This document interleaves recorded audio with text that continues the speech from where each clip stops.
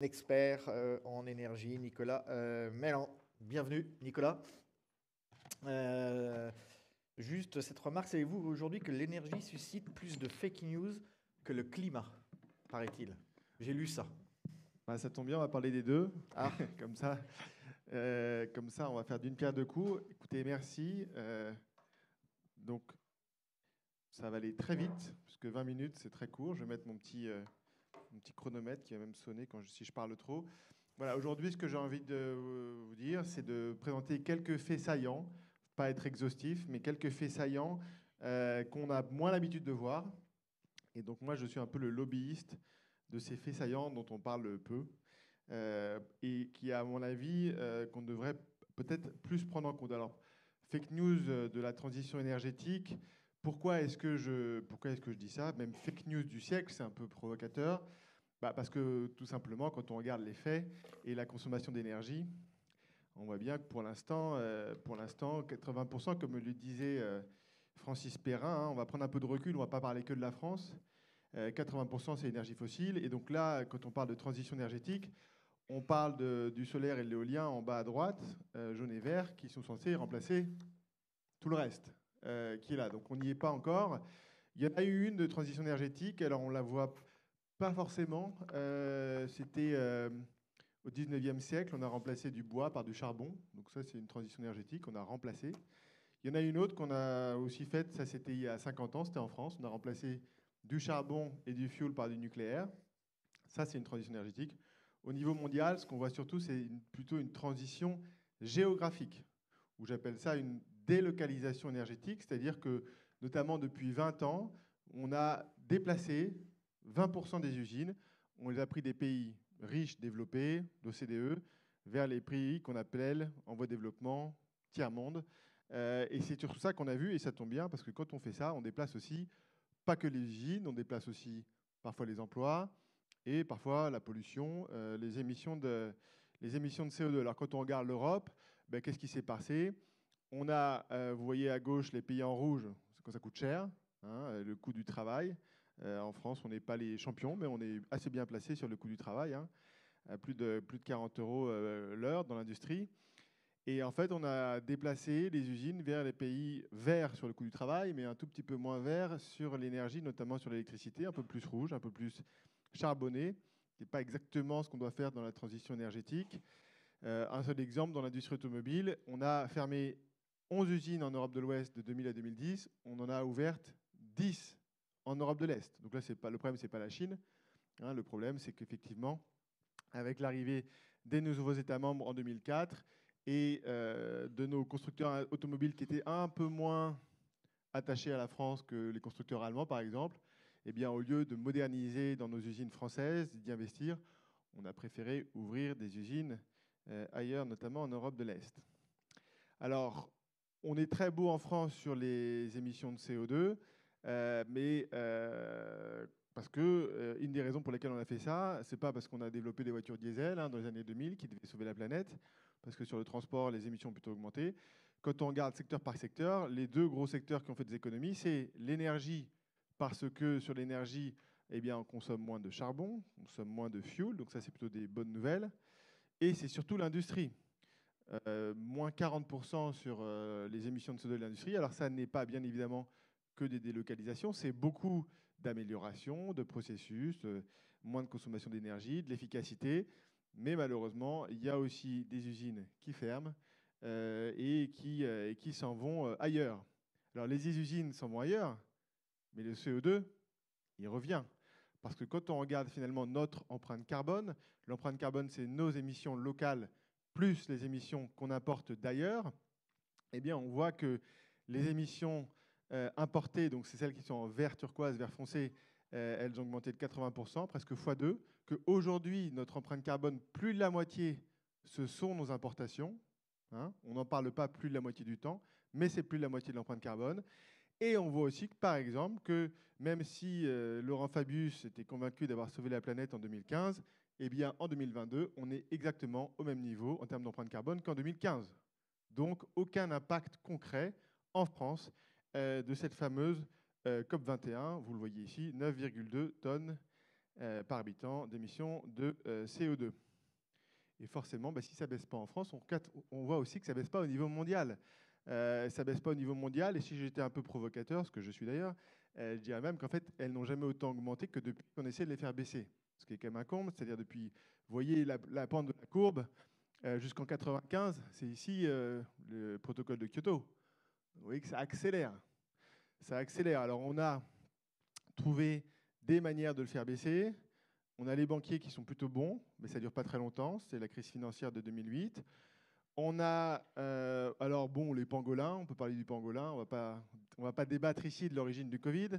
Ça marchait un peu mieux que les banquiers, mais on est revenu au même niveau. Et c'est-à-dire que ça fait quand même, on était à la COP 29, vous savez, cet apéro géant avec 60 000 personnes qui était à Bakou, dans la capitale du pétrole. On est quand même, après 29 COP, on est toujours à un niveau record de consommation de charbon dans le monde. Donc c'est bien les apéros. Je pense que c'est bon pour nos exportations, notre champagne, j'espère en tout cas. Pour le CO2, pour l'instant, ça n'a pas d'impact. Et pourquoi ça n'a pas d'impact? Parce que quand on va dans ces apéros géants, alors j'ai jamais eu la chance d'y aller, parce que j'ai pas de jet privé, donc je vais payer l'entrain. Eh bien, il y a un truc dont on ne parle pas. Eh bien, là, vous avez en fait un peu un éléphant dans la pièce quand même. C'est-à-dire que qu'est-ce qui s'est passé au même moment ou un peu après les protocoles de Kyoto? Il s'est passé que nous avons fait entrer la Chine dans l'OMC en décembre 2001. Et là, la consommation de charbon chinoise, Francis en parlait tout à l'heure, c'est plus de la moitié de la consommation mondiale de charbon, plus de la moitié de la consommation mondiale d'électricité à l'origine de charbon. Et là, juste pour le charbon en Chine, plus de 8 milliards de tonnes de CO2. Donc effectivement, tant qu'on laisse glisser ce problème, qui ne va pas être que réservé à la Chine, vous voyez que derrière, ça va suivre. Ça va suivre avec l'Inde, qui est bien positionnée et qui ne va pas s'arrêter là. Et ça va suivre aussi avec l'Indonésie. Alors on le voit moins bien, mais ça augmente aussi assez fort. Tant qu'en fait, ces gens-là, on ne les aide pas, on ne les incite pas à moins consommer de charbon, tant qu'on est content de vivre dans un monde made in charbon parce que ça nous arrange et parce que ça coûte pas cher, il ne va pas falloir attendre grand-chose sur les émissions de CO2 et notamment le fait que ça baisse, à moins qu'on ait une bonne crise financière ou économique, ce qui devrait logiquement arriver dans les mois qui viennent ou les années, puisqu'on a quand même augmenté très fortement les taux, et logiquement, ça fait un peu ralentir l'économie. Alors, si on parle juste rapidement un peu de pétrole, alors on ne va pas faire le débat du pic pétrolier, d'ailleurs, je pense qu'on n'est pas d'accord avec Francis là-dessus, mais on va quand même voir que sur le pétrole, quoi qu'il arrive, moi je fais partie de l'association pour l'étude du pic pétrolier, qui avait annoncé en 1998 avec un baril de pétrole à $10 qu'on aurait une contrainte sur la disponibilité. Ça s'est matérialisé sur ce qu'on appelle le pétrole conventionnel. Vous voyez un plateau dans ce qui est bleu, à partir des années 2000, ce qui a d'ailleurs expliqué l'augmentation du prix du pétrole dans les années 2000. On a eu ce que j'appelle un petit rab, une petite picouse en plus avec l'Amérique du Nord, donc le pétrole de Rochemer aux États-Unis, dit pétrole de schiste, et les sables bitumineux au Canada, il ne faut pas non plus les oublier. Mais vous voyez qu'on a passé un maximum d'extraction de pétrole en 2018. Ensuite, ça a diminué pour différentes raisons. Des quotas de l'OPEP qui ont eux-mêmes réduit leur production de pétrole, le Covid, mais que pour l'instant, ces niveaux-là de production de pétrole, il n'est pas certain qu'on les dépasse, peut-être qu'on les dépassera, mais ce qui est sûr, c'est qu'on va vivre dans un monde contraint sur la disponibilité de pétrole, et donc on a quand même un peu à s'y intéresser et à s'organiser, puisque, on l'a dit aussi, le pétrole, ça vous a permis à un certain nombre d'entre vous de venir ici ce matin, mais ça permet surtout le transport en règle générale. 60% du transport, c'est du pétrole, les bateaux, les avions, les bus, les camions, les voitures, et donc on aura quand même intérêt à s'en débarrasser le plus vite possible si on veut éviter ce qui s'est passé avec les gilets jaunes, assez désagréable, puisque finalement les gens qui n'ont pas accès au transport en commun ne pouvaient plus se déplacer. Et on a eu le même problème pour d'autres raisons, les grèves dans les raffineries de Total, mais quand on n'a plus d'essence, on voit assez rapidement que le pays s'arrête, tout simplement. Donc on peut s'organiser, et la bonne nouvelle, on en a parlé rapidement tout à l'heure, c'est qu'on a la solution, bien évidemment, la fameuse voiture électrique qui permet en partie, et c'est un des enjeux d'ailleurs, de délocaliser la pollution, hein, pollution qui est quand même un problème aussi dans nos villes. Alors, la voiture électrique, pour faire baisser la consommation de pétrole, ça va fonctionner. La question, c'est quand et combien de temps. Alors, ce qui est bien, c'est qu'on a un pays qui s'appelle la Norvège, qui est le paradis de la voiture électrique. La Norvège, ils ont annoncé il y a 10 ans, en 2025, 100% des voitures vendues seront électriques. Nous sommes le 12 décembre 2024, 100% des voitures vendues en Norvège sont électriques. Et il n'y a pas eu de bonus, il n'y a pas eu de malus, rien du tout. C'est que des incitations un petit peu. Ils ont une TVA à 100%. C'est vrai que c'est un petit peu élevé sur les voitures, dont les voitures électriques sont exemptées. Ça aide un petit peu, je suis d'accord. Ils ont d'ailleurs aussi un malus sur le poids, très important, et dont je me suis inspiré pour proposer ça quand j'étais à France Stratégie, et dont malheureusement certains d'entre vous doivent payer, et qui va d'ailleurs s'aggraver l'année prochaine. Mais j'avais surtout proposé un bonus sur le poids. Moi, je voulais qu'on vende des voitures légères. Ça, malheureusement, quand il s'agit de donner de l'argent, ça intéressait beaucoup moins de monde. Mais bon, la voiture électrique en Norvège, qu'est-ce qu'il y a? 100% des voitures électriques qui sont vendues en Norvège. Ça se traduit comment? Grosso modo, une voiture sur 5, peut-être une voiture sur 4 en Norvège sont électriques. Donc, grosso modo, une baisse de 20% de la consommation vous voyez, hein, de carburant en Norvège. C'est bien ça. Donc 20%, quand est-ce que ça va nous arriver? Nous, l'objectif 100% des ventes, pour l'instant, c'est 2035. D'ici là, on sera peut-être à 25-30% du parc. Donc, on va pouvoir baisser à horizon 2035 20% de la consommation de pétrole. À mon avis, on a quand même intérêt à aller un peu plus vite parce qu'avec les contraintes qu'on va avoir à faire sur le pétrole, on devrait peut-être essayer de s'en passer tout simplement le plus rapidement possible dans la mobilité du quotidien. C'est là où c'est le plus facile. Et c'est quand même 80% des kilomètres qu'on parcourt. Il y a un autre enjeu sur la voiture électrique, c'est qu'effectivement, moi je dis la voiture électrique, elle est bien sous condition. Tout n'est pas noir, tout n'est pas blanc, mais c'est sûr que si c'est un tank électrique qui est fabriqué en Chine, comme par exemple un BMW iX3 ou je ne sais pas, peut-être une Tesla Model 3, je ne sais pas, c'est moins pertinent parce qu'il y aura des gains plus limités sur les émissions de CO2. Et puis que bon, est-ce qu'on a tous besoin de se balader dans une voiture de 2,5 tonnes pour déplacer 80 kg? C'est pas sûr. Donc il faut regarder un peu comment on la fabrique. Alors ça, je l'avais proposé en 2019 quand j'étais à France Stratégie et depuis le début de l'année, je ne dis pas qu'ils m'ont écouté, mais comme je disais qu'à chaque fois on donnait quand même 300 millions d'euros par an aux Chinois pour qu'ils deviennent les géants de la voiture électrique, ce qu'ils étaient d'ailleurs déjà, eh bien on a arrêté de les donner puisqu'on arrête de subventionner les voitures électriques fabriquées en Chine. Alors on n'arrête pas de fabriquer, on continue de subventionner les batteries, mais pas la voiture totale. Si finalement cette voiture, aujourd'hui on achète des voitures importées 80% et du pétrole importé par une voiture importée et une batterie importée, on imagine bien que l'impact sur l'excédent commercial, enfin plutôt le déficit d'ailleurs, risque d'être limité. Et je rappelle quand même qu'on l'a oublié, mais au début, il y a 20 ans, la France était quasiment à l'équilibre. Hein, on avait 20 milliards d'euros quasiment d'excédent sur l'automobile. Et là, on est plutôt à moins 25. Et quand on regarde finalement, alors vous avez certains d'entre vous ne savaient peut-être pas où était produite leur voiture, donc c'est l'occasion un peu de savoir d'où elle vient. Bon, vous regardez le drapeau bleu, blanc, rouge, hein, il n'y en a pas beaucoup. 308, 3008, est de la France. Vous avez la Yaris, très bel exemple d'usine moderne et qui prouve qu'on est capable de produire des voitures en France de manière compétitive. Il faut juste investir un petit peu, il faut mettre un peu d'automatisation et de robots. Mais vous voyez que malheureusement, on n'a plus beaucoup de voitures qui sont produites chez nous. Et ça, ce que vous ne savez peut-être pas, c'est que la Chine, qui n'a jamais réussi à vendre une voiture essence en Europe, jamais, est déjà le deuxième fabricant de voitures électriques vendues en Europe. Le deuxième, devant la Corée du Sud, et quatrième, la France. La France, qui malgré ses objectifs très ambitieux de 1 million de voitures électriques en 2025 et 2 millions en 2030, vous voyez qu'on est plutôt sur un plateau, 125 000, et pas exactement sur une croissance exponentielle. Alors la Chine, vous vous dites, quelles sont ces voitures chinoises? C'est facile, c'est les Tesla. Hein, c'est la Gigafactory de Shanghai. Et donc c'est principalement des Tesla Model 3, un petit peu de Dacia Spring, un petit peu de DS9 hybride rechargeable, un petit peu de... Qu'est-ce qu'on a d'autre? On a des MG4 maintenant que vous pouvez voir dans la rue, BYD qui va arriver timidement, je vous l'ai dit, BMW X3.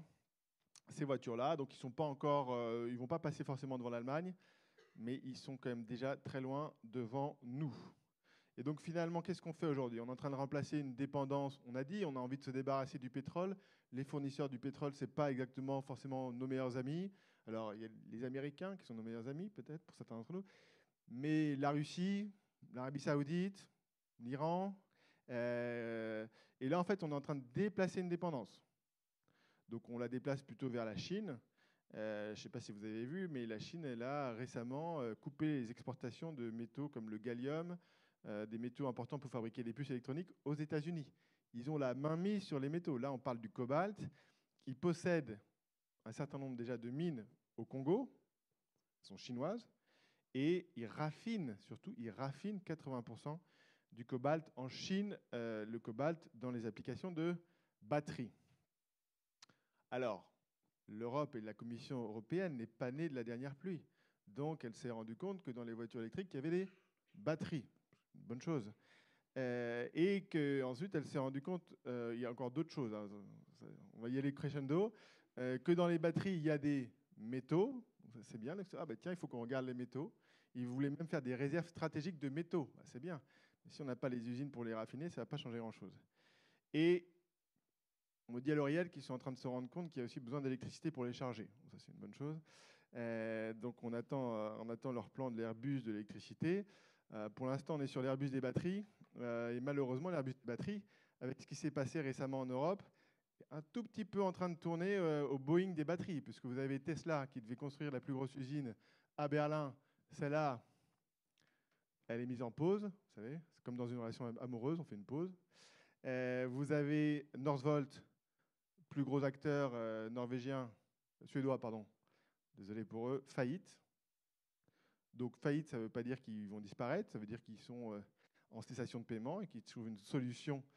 Mais a priori, on est en train d'essayer de se battre sur un sujet sur lequel on a au moins 10 ans de retard sur la Chine, sur lequel on a peu de brevets. Alors moi, je vais finir plutôt par une touche positive. Hein, c'est l'annonce de avant-hier ou hier de Stellantis, hein, qui va faire une Gigafactory avec CATL.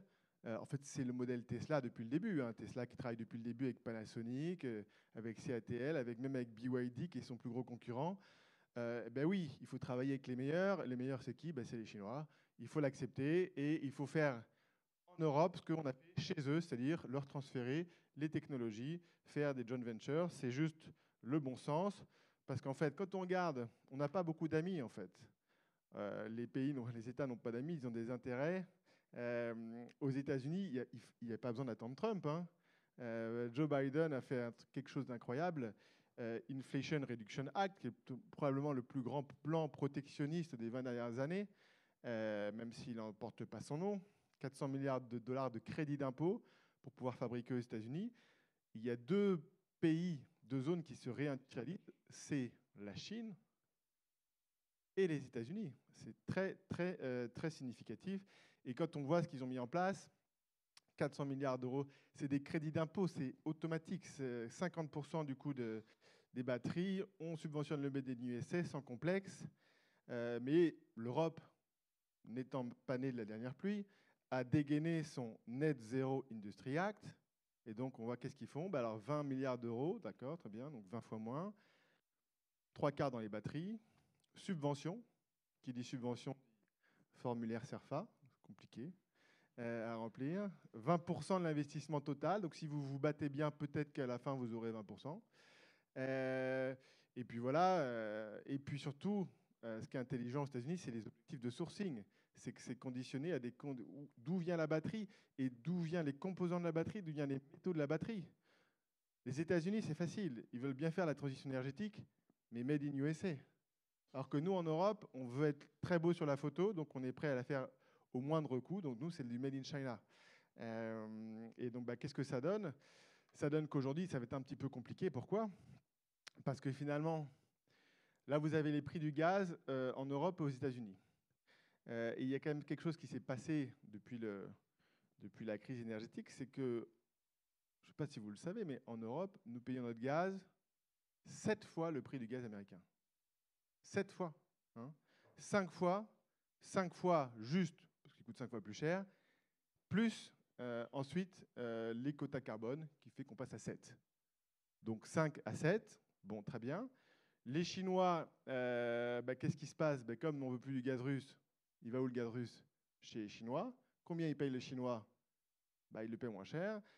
Pour le prochain tuyau, la Power of Siberia 2, qu'est-ce qu'il négocie le président chinois? Il dit, moi je veux bien ton tuyau, mais tu le construis, tu le payes, et tu me vends le gaz au même prix qu'aux Russes. Donc ils vont avoir du gaz pas cher.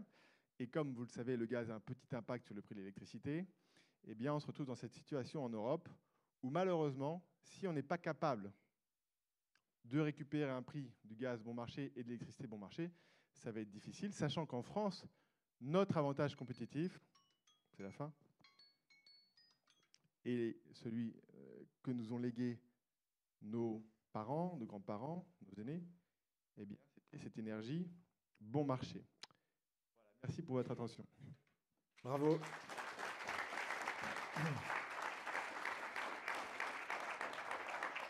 Alors, c'est passionnant. Et en même temps, c'est assez désespérant. Et il y a pas mal de questions qui nous sont tombées effectivement sur Slido. Est-ce que, quand on regarde vos chiffres et les grandes tendances au niveau macro, est-ce que France Stratégie a des raisons d'espérer? Alors, donc j'ai été conseiller scientifique à France Stratégie de 2018 Ouais. à 2022. France Stratégie, vous savez, vous savez peut-être pas d'ailleurs, c'est ce qui est resté du commissariat au plan. On a changé de nom parce que ça faisait un peu trop communiste. Donc on appelait ça France Stratégie. Donc moi, je m'exprime plus je m'exprime plus en tant que France Stratégie, mais personnellement, j'ai des raisons d'espérer. Est-ce que vous avez des raisons d'espérer? Voilà, j'ai des raisons d'espérer parce que, notamment grâce à l'élection de Donald Trump. Qui va réveiller l'Europe? Bah oui, parce qu'elle n'a plus le choix en fait. Ouais. Avant, on pouvait faire semblant, si vous voulez. Moi, j'ai toujours Joe Biden, c'est Donald Trump, mais qui vous tape avec qui fait une petite tape dans le dos avec le sourire, mais c'est pire en fait. Inflation Reduction Act, nous, Donald Trump, pour vous rafraîchir les idées, à un moment donné, il menaçait, je crois que c'était en 2018 ou 2019, de mettre des taxes à l'importation sur les voitures allemandes. Il avait fait, regarde Angela, quand tu viens à New York, il y a beaucoup de BMW, de Mercedes, mais quand je vais à Berlin, il n'y a pas de Ford. Et Angela, alors c'était pas Angela à l'époque, c'est Jean-Claude Juncker, dans son heure de gloire, que vous l'avez peut-être vu en vidéo d'ailleurs, parce qu'il pas tout droit, il marchait pas tout droit. Il a négocié pas de taxes à l'importation sur les voitures allemandes contre du gaz de schiste américain et du soja OGM. Donc ça, c'est la grosse négo de l'Europe en 2018. Là d'ailleurs, juste après l'élection de Trump, qu'a dit von der Leyen, on peut acheter plus de gaz, il n'y a pas de problème. Elle a fait son tweet à 8h30, 5 minutes après, la confirmation des résultats. Trump, il va nous obliger à nous imposer, ou à nous réveiller, ou à grandir, ou juste peut-être à exister. Mais on est coincé entre la Chine et les États-Unis. Certains de nos représentants commencent à comprendre que l'énergie, ça a un rôle, et que notamment si on veut se réindustrialiser avec une énergie 2 à 3 fois plus chère, c'est beaucoup plus difficile. Donc moi, je suis plutôt optimiste par rapport au contexte. Après, là où je ne suis pas optimiste, c'est par rapport aux hommes. C'est-à-dire que je ne vois pas aujourd'hui en Europe des personnes qui vont porter ce projet et faire de l'Europe une vraie puissance géopolitique. Il y avait une question sur les COP. Je crois que c'est qu'est-ce que vous pensez des COP? Vous y avez plus ou moins répondu. Hein. Alors moi, j'y ai jamais participé. Je pense que ça sert, je ne sais pas à quoi ça sert. Alors, néanmoins, même si je ne sais pas à quoi ça sert, j'ai développé une solution avec un autre ingénieur dans un groupe de travail où je représentais la France, pour les ingénieurs français. Nous, on propose quelque chose. Alors, au niveau mondial, c'était quoi? C'était de faire un club charbon. Donc, en fait, en miroir, un prix Nobel de la paix qui s'appelle William Nordhaus, qui a proposé un club climat en 2015. Donc, club climat, c'est les bons élèves du climat avec une taxe carbone à 40 € du mégawatt, 40 € de la tonne, se mettent tous ensemble. Ceux qui ne sont pas dedans, ils payent une taxe à l'importation de 4%. Moi, je pense qu'il vaut mieux le faire dans l'autre sens. Donc, on met les mauvais élèves dans un club charbon. Donc, les 4 pires, c'est Chine, Inde, Indonésie, Afrique du Sud. Ça, c'est les pays qui ont plus de 100 TWh d'électricité au charbon, plus de 50% de leur mix au charbon. C'est presque les BRICS. Et Presque. On presque y arriver. Ouais. La Russie n'est pas très loin. Et qu'est-ce qu'on fait avec ces gens-là? On leur impose une taxe sur leurs exportations. Taxe égale au montant, à la part du charbon dans leur mix. Donc en Chine, 60% de charbon, 60% de taxes, et ça tombe bien, c'est à peu près ce qu'ils vont payer sur les voitures électriques. Hein, ce qui a été dessiné à la Commission européenne. Ça aussi, c'est un motif d'espoir. Commission européenne qui commence à mettre des taxes carbone aux frontières, qui met des taxes sur les voitures électriques chinoises. Réussir à mettre l'Allemagne en minorité à la Commission, c'est pas quelque chose d'évident. Donc il y a peut-être une fenêtre. Je ne crois pas, je ne suis pas un fanatique du protectionnisme, mais je ne pense pas que l'Europe pourra s'industrialiser sur ces sujets si elle ne se protège pas un minimum. Et quitte à faire venir des industriels chez nous, chinois. On ne va pas réinventer la roue, moi ça ne me pose aucun problème. C'est ce qu'a fait la Chine. C'est ce qu'a fait la Chine à l'époque. Voilà, il faut être lucide. Là, la COP, c'est quoi? C'est d'aider les pays comme la Chine à la transition énergétique. Mais qui fait les technologies? C'est eux, c'est pas nous. C'est eux qui vont nous aider, pas l'inverse. Bref, donc ce mécanisme que j'ai appelé finalement Club Charbon et que j'ai traduit en France par de taxes sur le carbone importé, vous savez, le 50% des problèmes, ça c'est au niveau mondial 1500 milliards d'euros qu'on lève. Et on résout le problème. À la COP 29, ils voulaient trouver 1000 milliards. Moi j'en avais 1500. Donc bon, après le problème c'est que ça n'intéressait personne. Et on en restera là, Nicolas. Merci beaucoup.